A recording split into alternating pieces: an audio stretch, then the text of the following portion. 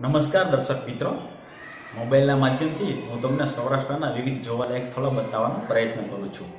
તો ચાલો આજે હું તમને લઈ જાઉં છું ઉના તાલુકાના અમોદરા ગામની મુલાકાતે, કે જ્યાં ગામની અંદર રાંદલ ભવાની માનું સુંદર મજાનું મંદિર આવેલું છે.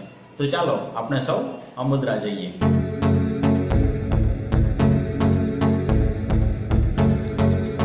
ઉના શહેરની મચ્છુંદરી નદીની પૂર્વ બાજુએથી અમોદરા ગામ તરફ જવાય છે. તમે અમોદરા ગામની થોડાક નજીક આવો એટલે દડવા રાંદલમાં તરફ જવાનો પણ રસ્તો છે અને ગામમાં જવાનો પણ રસ્તો છે. તો ચાલો આપણે પહેલાં તેની માહિતી લઈ લઈએ. બહાર ગામથી આવનારા દર્શનાર્થીઓના મનમાં એક મૂંઝવણ હોય છે કે અમોદરામાં બે રાંદલ માતાના મંદિર છે. તો તેમના માટે એક વાત કહું છું. અહીં તમે જે જુઓ છો તે શ્રી દડવા રાંદલ મંદિર તરફ જવાનો રસ્તો છે અને અહીંથી તમારે કાચા રસ્તે તે મંદિર તરફ જવાનું છે. અને તમે આગળ રોડ ઉપર આવશો, અહીં લખેલું છે શ્રી રાંદલ માતાજીના મંદિર તરફ જવાનો ગામમાંથી રસ્તો. આ આપણા મંદિરનો ઇતિહાસ પણ બહુ જૂનો છે.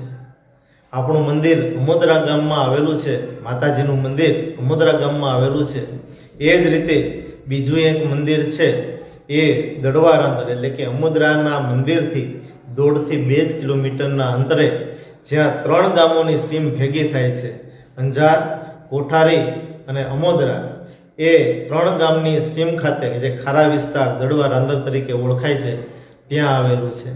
લોકવાયકા અને લોકોક્તિ મુજબ જે પરંપરાથી આપણા વડીલો કહેતા આવ્યા છે એ મુજબ માતાજીનું જે થડ છે એ ત્યાં દડવા રાંદલ જે ખારા વિસ્તાર કહેવાય છે, નદીના કાંઠે છે, અને માતાજીનું મસ્તક છે એ અહીંયા આપણા અમોદરા ગામમાં માતાજીના મંદિર ખાતે માતાજીનું મસ્તક. વિશાળ વૃક્ષની છાયામાં શ્રી રાંદલ ભવાની માનું મંદિર આવેલું છે. અત્યારે આપ જોઈ રહ્યા છો શ્રી રાંદલ ભવાની માનું મંદિર જીર્ણોદ્ધાર થયા પછીનું સુંદર કલાત્મક સ્તંભ અને કલાકૃતિ દ્વારા તૈયાર થયેલું છે. વર્ષો પહેલાં શ્રી રાંદલ માનું મંદિર નળિયાનું અને જેને કહેવાય ખૂબ જ જૂનું જર્જરિત હાલતમાં હતું. તેમનો જીર્ણોદ્ધાર કેવી રીતે થયો તેમની માહિતી આપણે શ્રી સંજયભાઈ પાસેથી સાંભળીએ. નમસ્કાર સ્નેહીજનો, સૌ જાદવાણી જોશી અને ભટ્ટ પરિવારના કુટુંબીજનોને સંજય જોશીના સાદર નમસ્કાર. 23/2/2021 મહાસુદ 11 વર્ષોથી આપણે આપણા કુળદેવી શ્રી રાંદલ માતાજીના મંદિર અમોદરા ખાતે આ તિથિ નિમિત્તે પાટોત્સવ કરતા આવ્યા છીએ.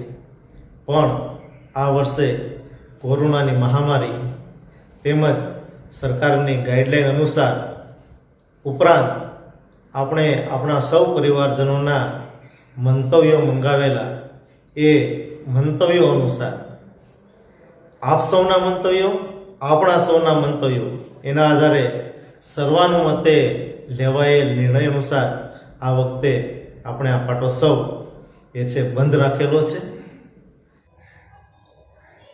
ખૂબ જ સુંદર પ્રવેશ દ્વાર, રંગબેરંગી ફૂલોથી મંદિરને સજાવેલું છે.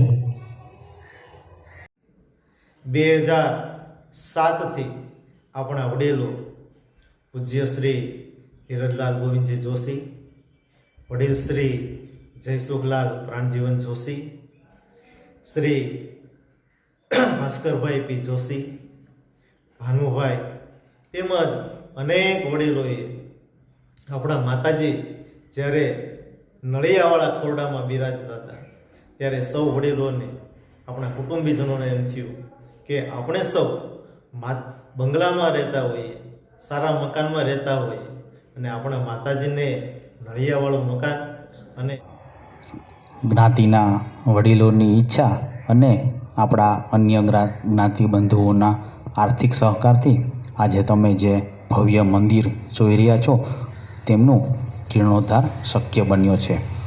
આ તકે આપણે આજે દરેક જ્ઞાતિજનોનો, ભાઈ બહેનો દરેકનો આભાર માનીએ કે જેમણે આ મંદિરના જીર્ણોદ્ધાર માટે પોતાનું આર્થિક યોગદાન કે પોતાનો સમય આપ્યો છે, જેમની મદદથી આજે સૌ સુખી છીએ. મેં અગાઉ જે વડીલોના નામ લીધા એ બધા વડીલો માતાજીના સ્થાનકે ચૈત્ર મહિનામાં ખાસ ખુરશી અને ટેબલ રાખીને બેસતા. ચૈત્ર મહિનો એટલે આખો ચૈત્ર મહિનો માતાજીના મંદિરે મેળા જેવું વાતાવરણ હોય. એમાં પણ ખાસ રવિવાર હોય ત્યારે આજુબાજુના 40થી 42 ગામોના નરનારીઓ પોતાના બાળકો સાથે પોતાની માનતાઓ પૂરી કરવા માટે પદયાત્રા કરી અને માતાજીના મંદિરે અમોદરા દર્શને આવે.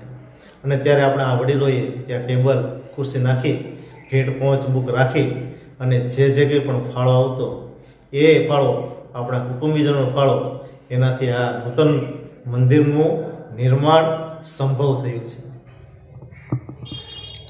જય શ્રી રાંદલ ભવાનીમાં.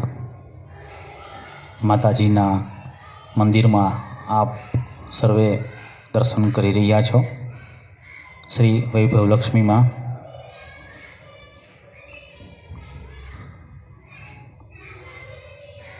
માતાજીને વિવિધ નૈવેદ્ય અને શણગાર આપણે પ્રસાદી તરીકે શ્રદ્ધાથી મૂકીએ છીએ. ઘણા શ્રદ્ધાળુઓ માતાજીને પોતાની શ્રદ્ધા વ્યક્ત કરવા અહીં પધારે છે. આપણે સૌ પ્રાર્થના કરીએ કે માતાજી અમને સૌને આપ સુખી કરો અને તમારી કૃપા અમારા ઉપર વરસાવો. જાદવાણી જોશી પરિવારના બહેનો. આ 15 વર્ષના વાણા વયા ગયા. 2007ની સાલમાં એક ભવ્ય ફંક્શન કરી ત્રિદિવસીય કાર્યક્રમ યજ્ઞનું આયોજન કરી અને મહાસુદ 11ના દિવસે 2007માં આ રાંદલ માતાજીનું મંદિર છે એ આપણે ગામ સમસ્તને અર્પણ કરેલું. મંદિરના પૂજારી શ્રી મધુકરભાઈ જોશી, જેઓ બહાર ગામથી જે દર્શનાર્થીઓ પધારે છે તેમના માટે યોગ્ય વ્યવસ્થા કરી આપે છે. શ્રી શીતળા માતાજીનું મંદિરની બાજુમાં જ આવેલું છે. સાથે શ્રી દશામાની સ્થાપના પણ કરવામાં આવી છે. મંદિરમાં વિશાળ પટાંગણ અને યજ્ઞકુંડ આવેલા છે. પાટોત્સવ વખતે અનેક શ્રદ્ધાળુઓ અહીં પોતાની શ્રદ્ધા વ્યક્ત કરવા આવે છે. દિવાળી પછી એટલે કે નૂતન વર્ષ પછીના પહેલા રવિવારે ઉનાથી અનેક જ્ઞાતિજનો પગે ચાલીને માતાજીના દર્શન કરવા આવે છે.